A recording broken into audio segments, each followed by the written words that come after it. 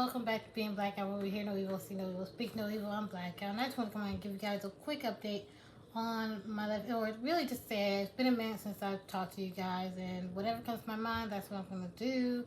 I thought about doing a live, but my lives, they get a little, and I just sit there and stuff, and I really don't want to do all that. I wanted to give something a little bit more concentrated and speak about something a little bit more concentrated. Anyways, I don't really have that much of an update. I've been walking more, going outside more, which is great for me. Since I've been here, I haven't really been outside like that. Especially, I didn't like walking around these apartments. But now that I've been doing it a lot more, I'm getting more used to it. My legs are getting stronger again. I'm building up that stamina because I was just sitting up in this apartment for like a couple months, and that was ridiculous. So I started getting out there more.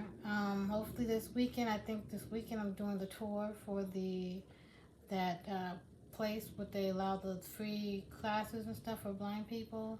Hopefully nothing goes wrong, and hopefully I can tell you guys about that, and I can start doing classes there soon. Hopefully, it is a little far, so as long as nothing comes up and the place I'm planning on going with still able to go, then all is good.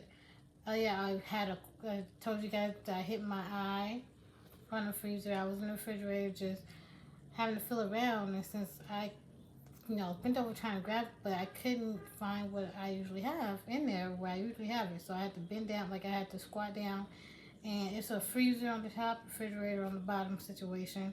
And so I felt around there, found what I was looking for, and I stood up and hit the corner right in my eye like this, and it hit this bone, and that hurt. It still hurts a little bit if I touch it, just a little bit, but it's not major. It didn't bruise or anything. It didn't bleed. It did water up.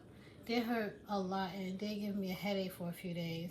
And then on top of that, I ended up getting a cold, and so I was sniffling, sneezing, coughing, running nose, all the shenanigans that come with that.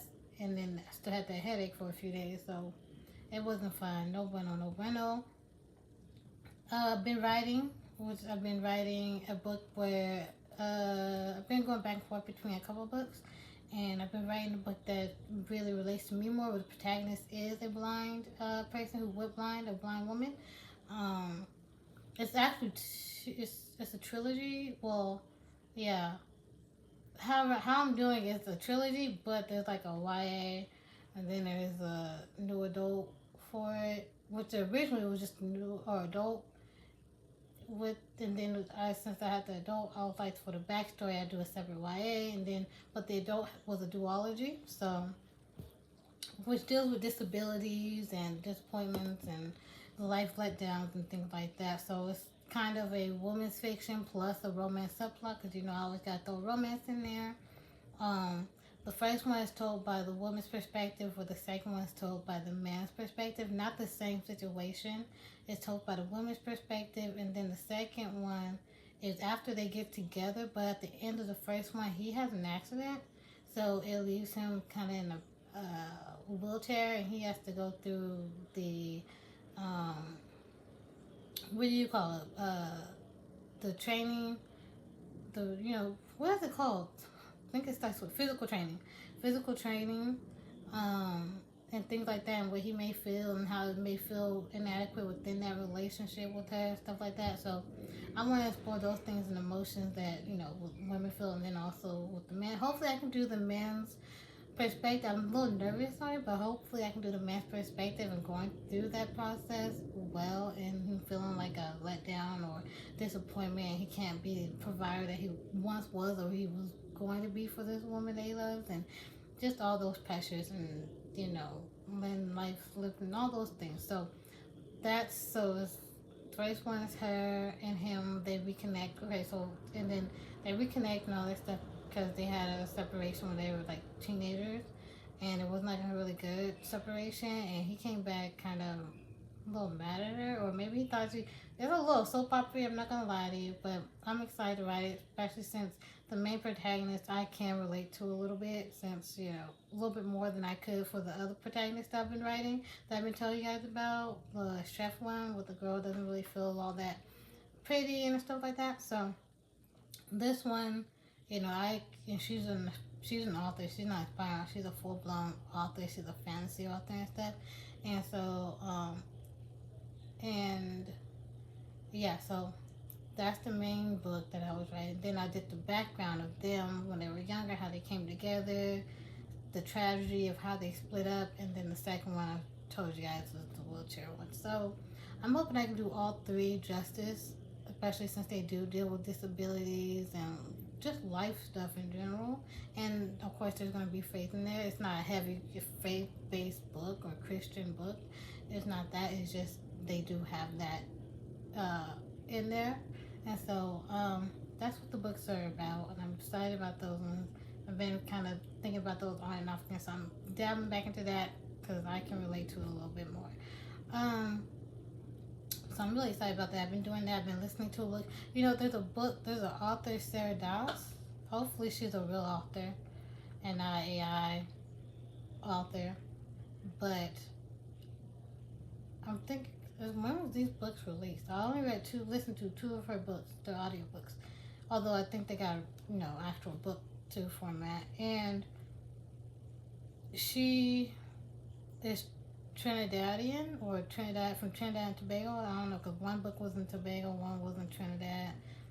I didn't, I'll let them lie. It made me really interested in reading more. They were romance books, but more books that are centered in like the West Indies type culture too. They make me more interested. I want to listen more like Jamaican or some stuff, or even maybe some Latin America or even South America type things too. So I'm interested in listening to those. I like listening to audiobooks where they have an accent more so than like an American accent.